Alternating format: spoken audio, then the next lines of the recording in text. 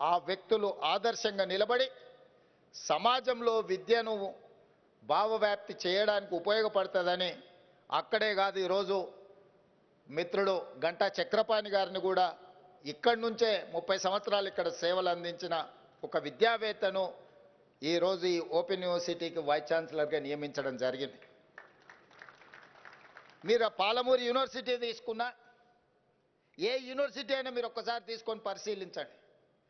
ఈ తెలంగాణ సమాజంలో కలిసి ఉన్న సామాజిక వర్గాల కలయికనే ఈరోజు ఈ తెలంగాణ సమాజంలో ఉన్న అన్ని యూనివర్సిటీల వైస్ ఛాన్సలర్ను వాళ్ళందరినీ ఒక కాంబినేషన్ కింద అన్ని సామాజిక వర్గాలకు సంబంధించిన ప్రాతినిధ్యం ఉండాలి అని చెప్పి అందులో చదువుకున్న వాళ్ళు రోల్ మోడల్గా ఈ సమాజంలో కనిపించాలి అని చెప్పి వాళ్ళందరినీ కూడా నియమించడం జరిగింది.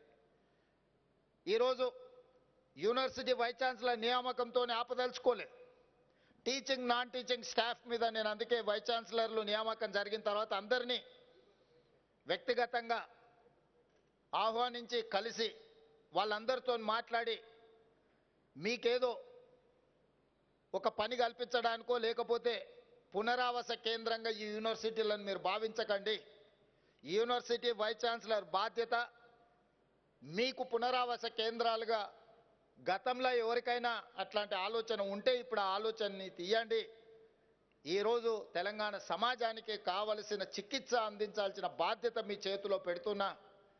మీరు తక్షణమే టీచింగ్ నాన్ టీచింగ్ వేకెన్సీస్ ఎన్ని ఉన్నాయో వాటన్నిటి నియామకాలను పారదర్శకంగా నియామకాలు చేపట్టడానికి అవసరమైన చర్యలు చేపట్టండి అని వైస్ ఛాన్సలర్ అందరినీ నేను పిలిచి వాళ్ళందరితో మాట్లాడడం జరిగింది. నియామకాలే కాదు, సిలబస్ కూడా మనం చదువుకునే చదువుకు సమాజంలో ఉన్న అవకాశాలకు పొంతన లేకుండా పోతే కేవలం మనం పట్టాలు తీసుకొని బయటికి వస్తే మళ్ళీ నిరుద్యోగులుగా తెలంగాణ సమాజంలో మళ్ళీ కనిపించాల్సి వస్తుంది. అందుకే ఈరోజు ఒక పక్కన సామాజిక బాధ్యతను గుర్తు చేస్తూనే సమాజంలో ఉద్యోగ ఉపాధి అవకాశాలు సాంకేతిక నైపుణ్యంతో కూడుకున్న శిక్షణ ఉండాలి. దానికి సంబంధించిన ప్రణాళికలు మీరు సిద్ధం చేయండి.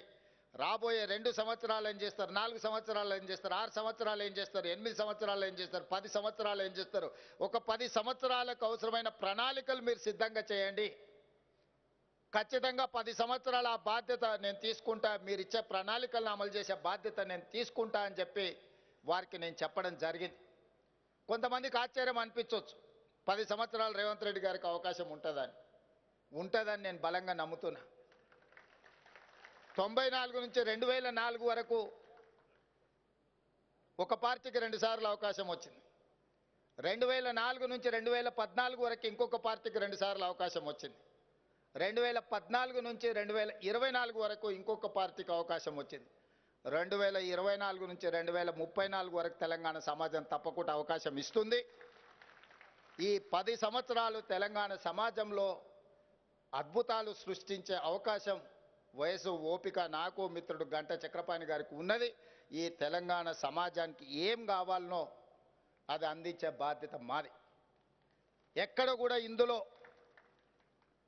కార్పొరేటు విద్యాలయాల నుంచి ఒత్తిడి వచ్చినా యూనివర్సిటీలను ప్రైవేటీకరణ చేయాలన్న ఆలోచన ఎవరన్నా చేసినా అలాంటి పనులు జరగవు.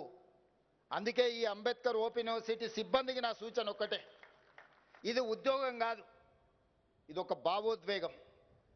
ఈ తెలంగాణ సమాజం మన నుంచి ఈ భావోద్వేగాన్ని ఈ బంధాన్ని కోరుకుంటుంది. ఇక్కడ ఉన్న వాళ్ళు ఎవరైనా వేదిక మీద ఉన్న వాళ్ళు కానీ ఇక్కడ ఉన్న పెద్దలు ఎవరు కూడా ఉద్యోగం అనుకోవడం లేదు, ఇది ఒక భావోద్వేగమైన అనుబంధం అనుకుంటున్నారు.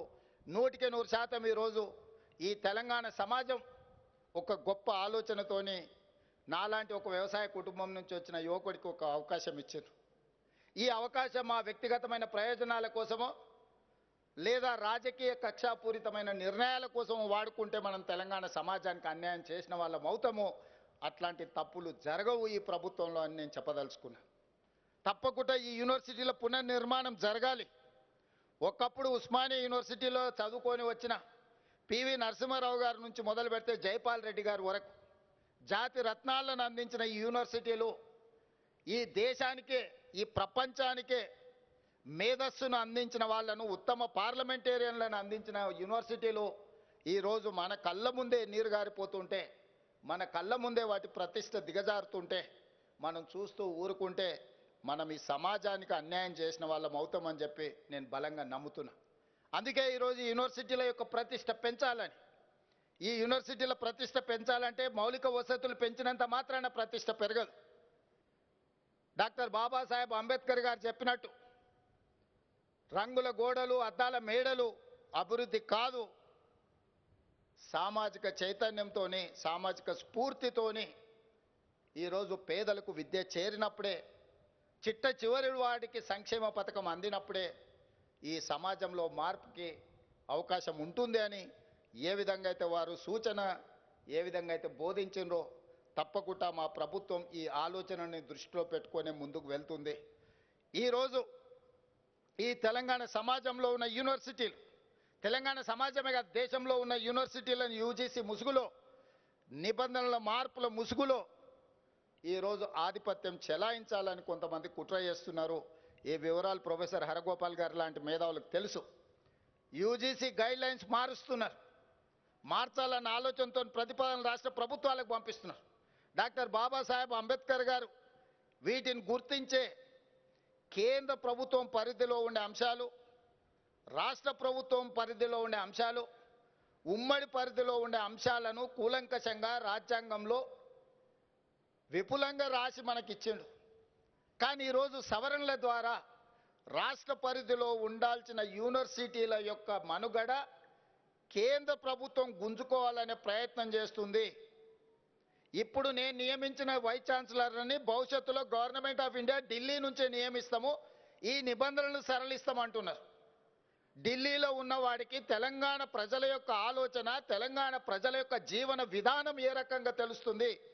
ఈరోజు మన విద్యాలయాల మీద, విశ్వవిద్యాలయాల మీద పెత్తనము, ఆధిపత్యం వెనక ఒక పెద్ద సాంస్కృతిక దాడి ఉన్నది, ఒక కుట్ర ఉన్నది. ఈ కుట్రని మేధావులందరూ ఆలోచన చెయ్యాలి. అందుకే నేను తమిళనాడు చీఫ్ మినిస్టర్తో, కర్ణాటక చీఫ్ మినిస్టర్తో, కేరళ చీఫ్ మినిస్టర్తో కోఆర్డినేట్ చేసిన తొందరలోనే ఆంధ్రప్రదేశ్ చీఫ్ మినిస్టర్ గారితో కూడా నేను మాట్లాడదలుచుకున్నా.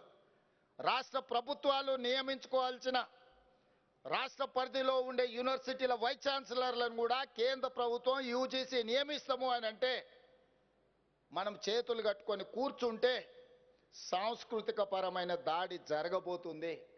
ఆ తర్వాత ఈ విశ్వవిద్యాలయాలు కొంతమంది చేసే విష ప్రచారానికి వేదికలు కాబోతున్నాయి.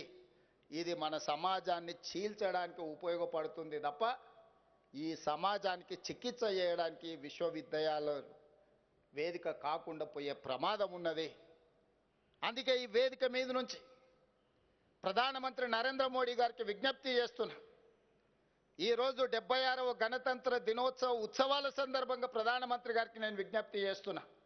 మీరు చేసే దాడి మీరు మార్చాలి.